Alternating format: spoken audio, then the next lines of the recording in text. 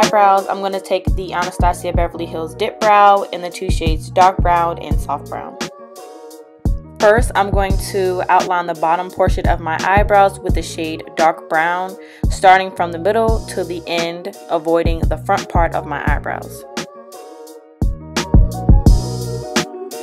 Here I'm brushing my eyebrows out with the spoolie from one of my old brow pencils.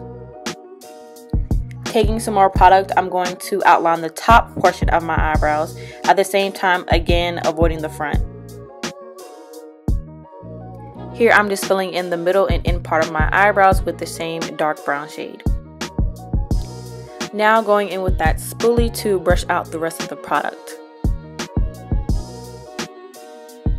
Next, going in with that soft brown shade and filling in the middle front portion of my eyebrows.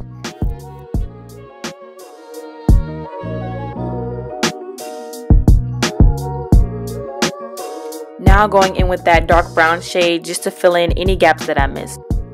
Next, I'm going in with my Morphe M432 brush and some concealer to clean out my eyebrows.